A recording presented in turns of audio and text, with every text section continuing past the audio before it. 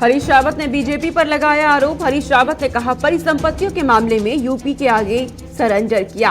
हम इस मामले को राजभवन और सुप्रीम कोर्ट लेके जाएंगे। उत्तराखंड चुनाव को लेकर आम आदमी पार्टी की तैयारियां तेज। सियासत गरमाने आज हरिद्वार जाएंगे अरविंद केजरीवाल। 1 बजे प्रेस कॉन्फ्रेंस और 2 बजे रोड शो करेंगे। दिसंबर में दिए जाएंगे एसडीजी गोलकीपर अवार्ड। 25 नवंबर से पहले होंगे नामांकन।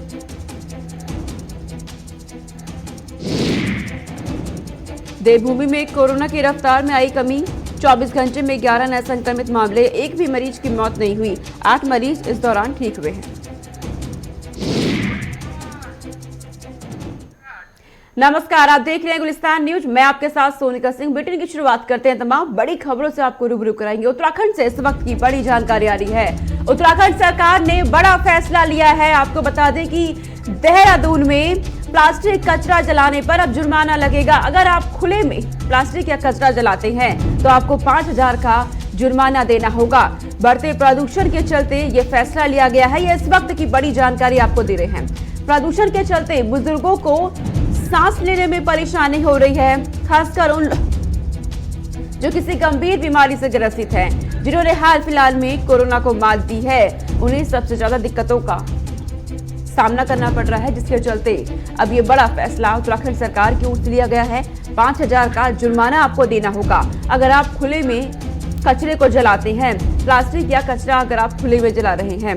जिस तरीके से दिल्ली एनसीआर में प्रदूषण बढ़ने लगा, उसके आसपास के इलाकों में भी फैलता गया। अब उत्तराखंड सरकार समय रहते सतर्क हो गई है। बड़ा फैसला ले लिया गया है कि अगर आप खुले में प्लास्टिक या कचरा जलाते हैं तो आप पर जुर्माना लगेगा। और प्रदूषण के चलते ये बड़ा फैसला लिया गया है उत्तराखंड सरकार की तरफ से। प्रदूषण का स्तर लगातार बढ़ता जा रहा है। दिल्ली एनसीआर और खासकर नोएडा में हम देख रहे हैं जिस तरीके से बढ़ रहा है। असर उत्तराखंड में भी देखने को मिला। जिस तरीके से आतिशबाजी हुई दीपावली पर, उसके बाद भी कई पर्व उत्तराखंड में मनाए गए। उत्तराखंड का लोक पर्व इगास के मौके पर देखा गया किस तरीके से आतिशबाजी हुई। उसके बाद प्रदूषण का स्तर बढ़ने लगा। हालांकि समय रहते ही उत्तराखंड सरकार ने यह बड़ा फैसला लिया है कि अगर आप खुले में प्लास्टिक या कचरा जलाते हैं तो आपको जुर्माना देना होगा। जुर्माने की रकम 5,000 रखी गई है। बड़ी जानकारी है। उत्तराखंड सरकार की ओर से ये बड़ा फैसला लिया गया है। दरअसल उत्तराखंड सरकार तक ये खबर पहुंची कि लोग खुले में कूड़ा जला रहे हैं, प्लास्टिक जला रहे हैं, जिससे प्रदूषण बढ़ रहा है। लोगों को दिक्कतें हो रही हैं, खासकर बुजुर्गों को। इसे देखते हुए उत्तराखंड सरकार ने ये बड़ा फैसला लिया और कहा गया है कि अगर आप खुले में प्लास्टिक या कचरा जलाते हैं तो आपको जुर्माना देना होगा। संवाददाता धनराज गर्ग हमारे साथ जुड़ गए हैं तमाम जानकारी के साथ। धनराज, उत्तराखंड सरकार ने ये बड़ा फैसला लिया है प्रदूषण को रोकने के लिए। कहा गया है कि अगर आप खुले में कचरा जलाते हैं तो आपको जुर्माना देना होगा। क्या अपडेट आपके पास?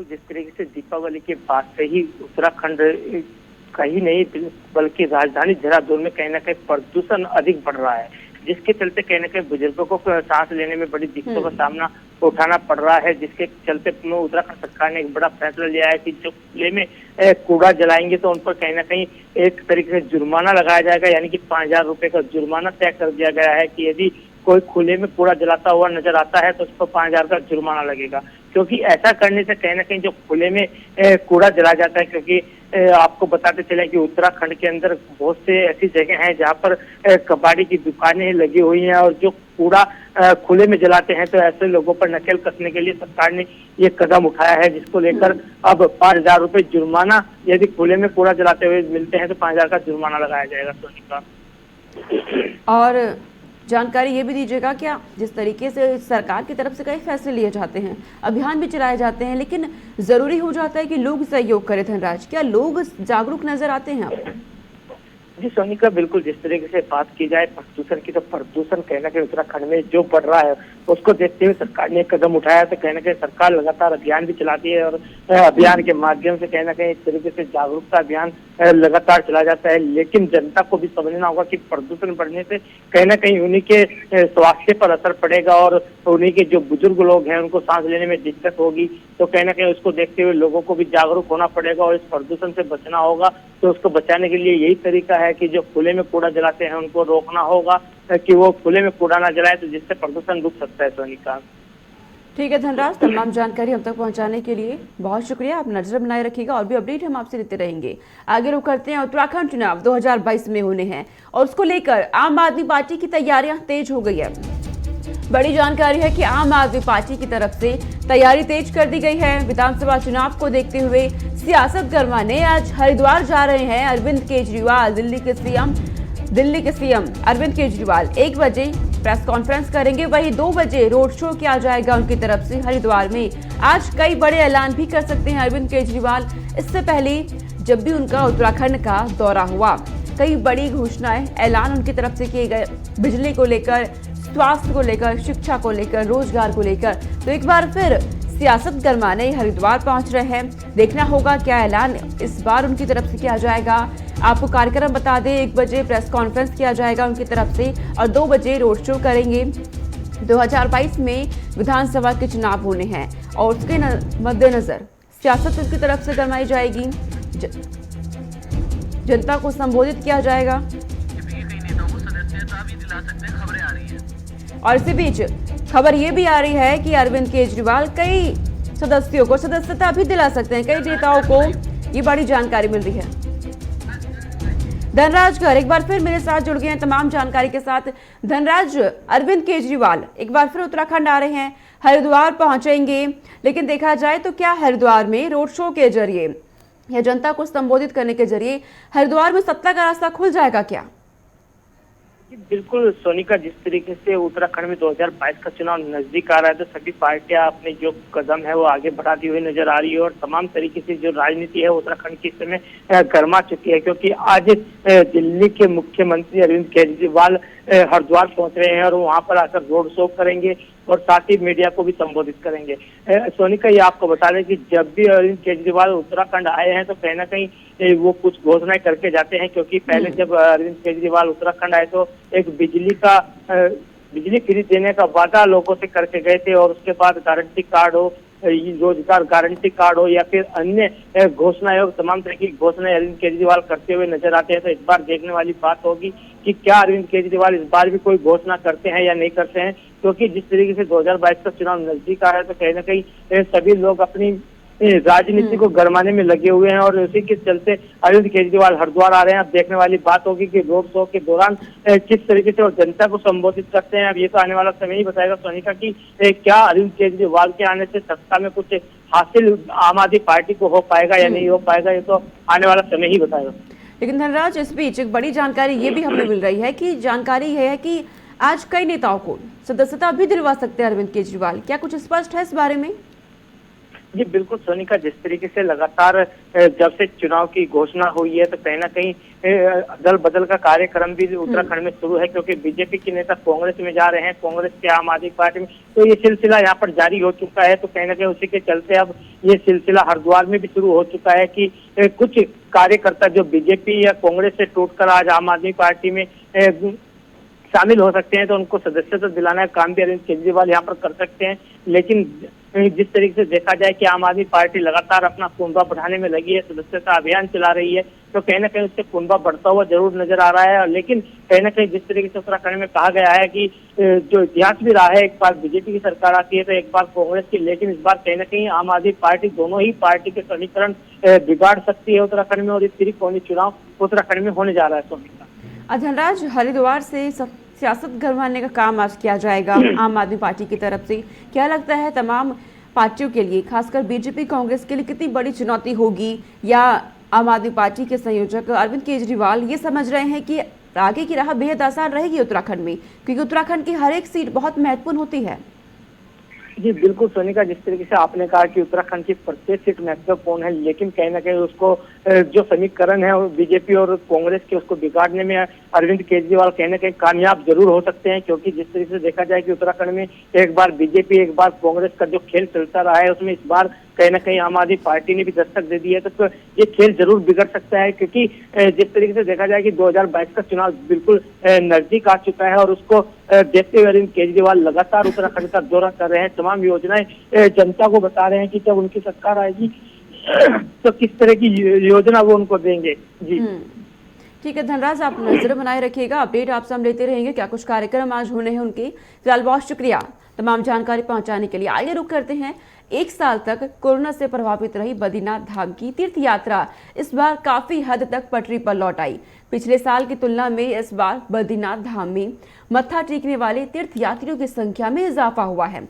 बद्रीनाथ धाम में पिछले एक वर्ष 1,45,000 श्रद्धालुओं ने भगवान बद्रीनाथ धाम के दर्शन किए थे, जबकि इस साल 1,94,000 तीर्थयात्रियों ने बद्रीनाथ धाम के दर्शन किए।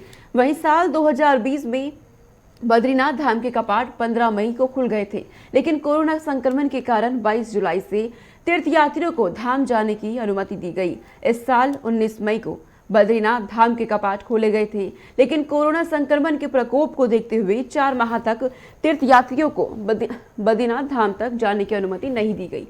18 सितंबर से प्रतिदिन 1000 तीर्थयात्रियों को धाम तक जाने की अनुमति दी गई, जिसके बाद 5 अक्टूबर से धाम जाने की सभी पाबंदियां हटा ली गई और सभी तीर्थयात्रियों को धाम में जाने की छूट दे दी गई। इसके बाद से ही बद्रीनाथ धाम में प्रतिदिन तीर्थयात्रियों का हुजूम उमड़ पड़ा। तो कोरोना काल के बावजूद रिकॉर्ड तोड़ स्तर में देखी गई तीर्थयात्रियों की संख्या और बद्रीनाथ धाम 20 नवंबर को कपाट बंद हो गए हैं। तमाम श्रद्धालु पहुंचे, मंदिर को फूलों से सजाया गया और आगे रुक करते हैं। एक और बड़ी जानकारी सामने आ रही है, दिसंबर में एसडीजी गोलकीपर अवार्ड दिए जाएंगे। बड़ी जानकारी इस वक्त आपको दे रहे हैं। 25 नवंबर से पहले इसके लिए नामांकन होंगे। वहीं सीएम पुष्कर सिंह धामी अवार्ड देंगे। जानकारी के मुताबिक पुरस्कार 16 विभिन्न लक्ष्यों पर आधारित होगा।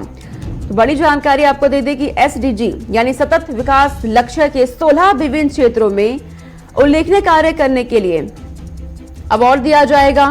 पुरस्कार प्रदान करेंगे सीएम पुष्कर सिंह धामी। आपको बता दें कि उत्तराखंड के मुख्यमंत्री पुष्कर सिंह धामी चयनित लोगों को पुरस्कार देंगे। बड़ी जानकारी है, 16 विभिन्न लक्ष्यों में हासिल करने वाले लोगों को यह पुरस्कार दिया जाएगा और दिसंबर में ये पुरस्कार दिए जाएंगे। SDG goalkeeper award. वहीं आपको जानकारी के मुताबिक आपको बता दें कि यूनाइटेड नेशन डेवलपमेंट प्रोग्राम के सहयोग से इस कार्यक्रम को आयोजित किया जा रहा है। आगे रुक करते हैं। स्वच्छ सर्वेक्षण 2021 में उत्तराखंड राज्य की रैंकिंग में सुधार हुआ। 10 हिमालयी राज्यों की रैंकिंग में उत्तराखंड ने पहला स्थान हासिल किया। वहीं 100 से कम शहरों वाले राज्यों में उत्तराखंड का देश में चौथा स्थान है। गत वर्ष की तुलना में राष्ट्रीय स्तर पर रैंकिंग में 95 अंकों की बढ़ोतरी हुई। नगर निगम देहरादून की रैंकिंग में सुधार हुआ, जबकि नगर निगम काशीपुर का प्रदर्शन बेहद खराब रहा है। शनिवार को शहरी विकास मंत्रालय की ओर से स्वच्छ सर्वेक्षण की रैंकिंग जारी की गई। विज्ञान भवन में आयोजित कार्यक्रम में राष्ट्रपति रामनाथ कोविंद ने स्वच्छता में उत्कृष्ट कार्य करने वाले राज्यों और निकायों को सम्मानित किया। उत्तराखंड से नगर पालिका शिवालिक नगर छावनी परिषद देहरादून को innovation and based practice says और छावनी परिषद लैंड्सडाउन को अधिकतम नागरिक सहभागिता श्रेणी में उत्कृष्ट कार्य के लिए राष्ट्रीय स्तर पर सम्मानित किया गया। शहरी विकास के अपर निदेशक अशोक कुमार पांडे ने पुरस्कार प्राप्त किया। आगे रुक करते हैं। उत्तराखंड में पिथौरागढ़ जिले के मूनाकोट विकासखंड के झोलखेल मैदान में रक्षा मंत्री राजनाथ सिंह ने शनिवार को शहीद सम्मान यात्रा शुरू की। उन्होंने विर्ण और मूनाकोट विकासखंड के 89 शहीद के परिजनों को शौर्य सम्मान पत्र से सम्मानित किया। रक्षा मंत्री ने कहा कि हमारी सांस्कृतिक परंपरा है कि जो देश के लिए अपनी जिंदगी न्योछावर करते हैं उनको देवतुल्य माना जाता है। जननी और जन्मभूमि दोनों स्वर्ग के समान होते हैं। उत्तराखंड देवभूमि, तपोभूमि और वीर भूमि है। उत्तराखंड में 5वां धाम सैन्य धाम बन रहा है। सैन्य धाम में शहीद सैनिकों की आंगन की मिट्टी आएगी और भविष्य में भी जो वीर सपूत देश के लिए शहीद होंगे उनके आंगन की मिट्टी सैन्य धाम में लाई जाएगी। वहीं आगे रुक करते हैं। बड़ी जानकारी आ रही है, कांग्रेस ने धामी सरकार पर वार किया है। हरीश रावत ने बीजेपी पर आरोप लगाया है। बड़ी जानकारी इस वक्त की, दरअसल हरीश रावत की तरफ से बीजेपी पर आरोप लगाया गया है, परिसंपत्तियों के मामले में यूपी के आगे सरेंडर किया, ये कहा गया है हरीश रावत की तरफ से। परिसंपत्ति मामले पर कांग्रेस राजभवन और सुप्रीम कोर्ट जाएगी। हरीश रावत की तरफ से ये बड़ा बयान इस वक्त सामने आया है। परिसंपत्ति के मामले को लेकर के हरीश रावत निशाना साध रहे हैं लगातार सत्ता पक्ष पर, और उनकी तरफ से कहा जा रहा है कि सुप्रीम कोर्ट का रुख किया जाएगा।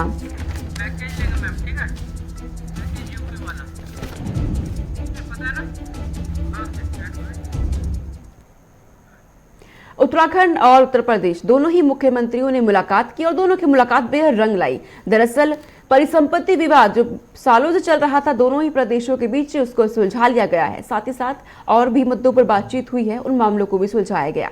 पूरा मामला क्या है और कैसे, पूरी रिपोर्ट को समझने के लिए एक खास प्रोग्राम देखिए। 21 साल बाद सुलझा यूपी में परिसंपत्तियों का विवाद। यूपी उत्तराखंड में 20,000 करोड़ का समझौता। उत्तराखंड को 205 करोड़ रुपए देगा उत्तर प्रदेश। उत्तराखंड को मिलेगा अलकनंदा होटल। उत्तर प्रदेश और उत्तराखंड के बीच 20,000 करोड़ रुपए की परिसंपत्ति विवाद अब सुलझता हुआ नजर आ रहा है। 2 दिन के दौरे पर लखनऊ आए उत्तराखंड के मुख्यमंत्री पुष्कर सिंह धामी ने सीएम योगी आदित्यनाथ से मुलाकात के बाद कहा है कि 21 साल से लंबित मामलों पर सहमति बन गई है। उत्तर प्रदेश 205 करोड़ रुपए उत्तराखंड को देगा। 5,700 हेक्टेयर जमीन और 1,700 मकान का बराबर बंटवारा होगा। 15 दिनों के भीतर दोनों राज्यों के अफसर इसका सर्वे करके प्रॉपर्टी चिन्हित कर लेंगे। हरिद्वार का अलकनंदा होटल उत्तराखंड को मिलेगा। मैं सबसे पहले आज उत्तर प्रदेश के माननीय मुख्यमंत्री आदरणीय योगी आदित्यनाथ जी का धन्यवाद करता हूं कि 21 वर्ष पुराने मामले जो हमारे लंबित प्रकरण थे दोनों राज्यों की परिसंपत्तियों के बंटवारे के, आज जो हमारी बैठक हुई है उस बैठक में सभी मामलों में सहमति बन गई है। सारे मामले निस्तारित हो गए हैं और जो कोर्ट में, जो माननीय न्यायालयों में जो मामले चल रहे हैं दोनों राज्यों के, वो इस पर भी सहमति बनी है कि दोनों राज्य उसको वापस ले लेंगे।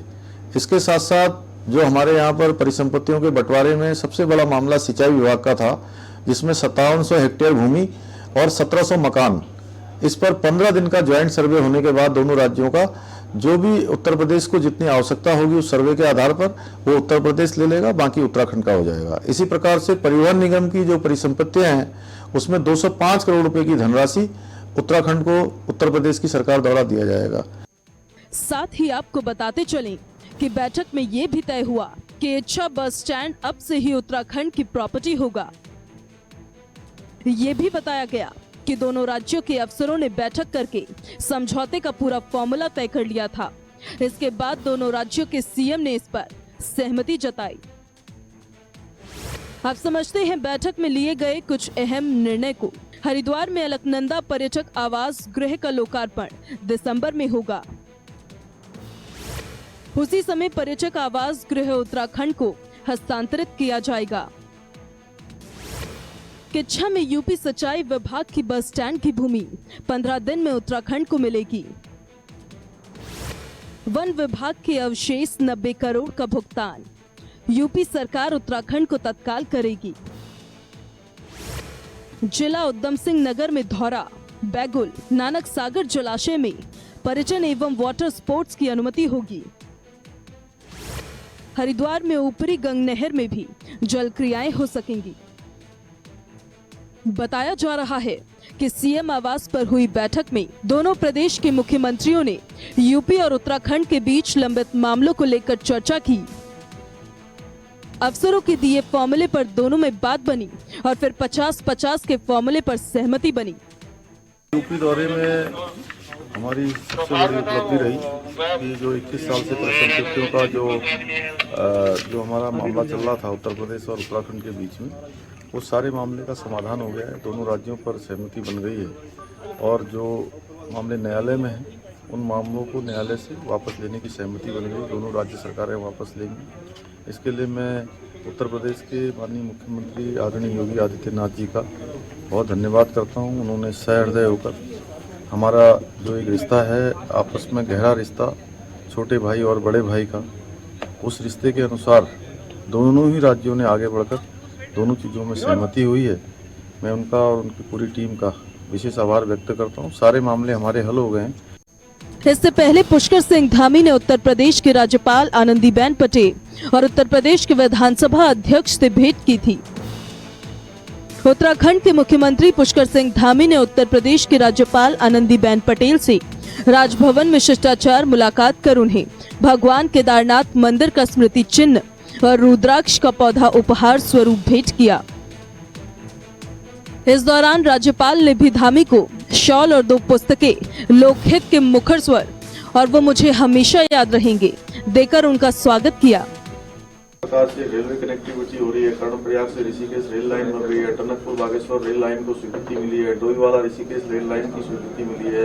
देवबंद रुड़की रेल लाइन को स्वीकृति मिल रही है। और रेल के क्षेत्र में हो, चाहे आज हवाई यात्रा के संबंध में हो, हवाई कनेक्टिविटी की बात हो, हर क्षेत्र में बहुत तेजी से काम हुआ है। सड़कों के क्षेत्र में तो भूतों न भविष्य थी जो पहले काम हुए। आज उत्तराखंड के लोग और अभी केदारपुरी का जिस प्रकार से पूरे हिंदुस्तान ने देखा, पूरी दुनिया ने देखा, इस प्रकार का पुनर्निर्माण हुआ है। आदिगुरु शंकराचार्य जी ने जिस प्रकार से पूरे भारत को पूर्व पश्चिम उत्तर दक्षिण चारों दिशाओं को ढूंढने का काम किया था, आज आदिगुरु शंकराचार्य की वहाँ पर जो समाधि है उसका पुनर्निर्माण करवा के माननीय प्रधानमंत्री जी ने भी पूरे देश के अंदर एक संदेश उनका भी गया है कि आज आधुनिक भारत को उसी प्रकार से जोड़ने का काम करो। तो उत्तराखंड के साथ उनका लगाव है, उत्तराखंड के लोगों का उनसे लगाव है। राज्य गठन के 2 दशक बाद उत्तराखंड परिवहन निगम को परिसंपत्तियों के बंटवारे पर 205 करोड़ का हक मिला। यूपी के सीएम योगी आदित्यनाथ और उत्तराखंड के सीएम पुष्कर सिंह धामी की बैठक में उत्तराखंड ने इस रकम पर अपनी सहमति दे दी। दरअसल उत्तराखंड बनने के बाद साल 2003 में उत्तराखंड परिवहन निगम का गठन हुआ। इसके बाद से ही लगातार परिसंपत्तियों के बंटवारे का मुद्दा चलता आ रहा है। उत्तराखंड परिवहन निगम की 4 बड़ी संपत्तियों में बंटवारे का हिस्सा लेने के लिए कई बार बैठकें हुई, लेकिन कोई ठोस हल नहीं निकल सका। साथ ही आपको बता दें कि यूपी के सफल दौरे के बाद जब सीएम धामी अपने राज्य पहुंचे तो प्रदेशवासियों ने उनका भव्य स्वागत किया। इस दौरान उत्तराखंड में सीएम एक अलग ही अंदाज में नजर आए। आगे रुक करते हैं पंजाब का। बड़ी जानकारी पंजाब से इस वक्त सामने आ रही है। सीएम चन्नी ने गुरदासपुर चीनी मिल की क्षमता बढ़ाई है। बड़ी जानकारी इस वक्त आपको दे रहे हैं। चीनी मिल की क्षमता बढ़ाई गई है। गुरदासपुर में 2000 से बढ़ाकर 5000 टीडीसी की जाएगी मिल की क्षमता। ये जानकारी दी गई है सीएम चन्नी की तरफ से। सीएम चन्नी ने शुगर मिल को अपग्रेड करने का नींव पत्थर रख दिया है। वहीं आपको जानकारी दे दें कि 413 करोड़ 80 लाख रुपए की लागत से 15 महीनों में ये प्रोजेक्ट पूरा होगा। गन्ना उत्पादकों को 24 घंटों में फसल की अदायगी मिलेगी, सीएम चन्नी की तरफ से कहा गया है। तो बड़ी जानकारी आपको इस वक्त दे रहे हैं। सीएम चन्नी ने गुरदासपुर चीनी मिल की क्षमता बढ़ा दी है और क्षमता को बढ़ा करके 2000 से, जो पहले 2000 हुआ करता था, अब 5000 टीडीसी की जाएगी। ये सीएम चन्नी की तरफ से कहा गया है। तो मानक उत्पादों को 24 घंटे में फसल की अदायगी भी मिलेगी, ये भी कहा गया है सीएम चन्नी की तरफ से। दरअसल सीएम चन्नी ने जब से सत्ता की कमान संभाली है उसके बाद से ही लगातार एक्टिव मोड में है। जनता के हित में सीधे फैसले लिए जा रहे हैं। कई परियोजनाओं का लोकार्पण, शिलान्यास लगातार वो कर रहे हैं। और अब बड़ी जानकारी है कि सीएम चन्नी ने शुगर मिल को अपग्रेड रखने का नींव रख दी गई है उनकी तरफ से। तो शुगर मिल को अपग्रेड किया जाएगा, चीनी मिल की क्षमता बढ़ाई जाएगी। गुरदासपुर से ये जानकारी आपको दे रहे हैं। 2000 थी जो पहले, अब उसका 5000 कर दी जाएगी इसकी टीसीडी। बड़ी जानकारी इस वक्त ही आपको दे रहे हैं पंजाब के सीएम, जो लगातार एक्टिव मोड में है। आगे रुक करते हैं बिहार से। इस वक्त जानकारी आ रही है चिराग पासवान ने एक बार फिर से मुख्यमंत्री को जमकर घेरा है। साथ ही कहा कि 16 साल पहले बिहार की क्या स्थिति थी। हमें उससे मतलब नहीं, लेकिन इस वक्त बिहार की क्या स्थिति है इस बात से जरूर फर्क पड़ता है, क्योंकि 16 साल पहले भी मुख्यमंत्री अपना इलाज करवाने दिल्ली जाते थे और 16 साल बाद भी इलाज करवाने दिल्ली ही जा रहे हैं। ऐसे में कैसे मान लें कि बिहार ने वास्तव में विकास किया है। साथ ही प्रधानमंत्री मोदी की घोषणा की तारीफ की है। मुख्यमंत्री नीतीश कुमार मेरी समझ के परे है कि ये विकास की बातें, भाई ये 15 साल का जश्न मनाएंगे विकास का, क्या आपने पिछले 16 साल में मुख्यमंत्री नीतीश कुमार अपनी 5 उपलब्धि बता दें। हमको तो वो छूटते ही बोलते हैं कि जाकर पूछो 15 साल पहले का बिहार कैसा था। भाई हमको नहीं लेना देना 15 साल पहले का बिहार कैसा था। 16 साल से आप मुख्यमंत्री, आप मुझे बताइए ना कि इन 16 सालों में आपने बिहार को क्या किया। मुझे इतना पता है कि जब मैं पैदा हुआ था उस वक्त भी बिहार के मुख्यमंत्री दिल्ली और दूसरे प्रदेश जाते थे अपना इलाज कराने। चलिए, इस बुलेटिन में इतना ही। खबरों का सिलसिला लगातार जारी है, देखते रहिए गुलिस्तान न्यूज। नमस्कार।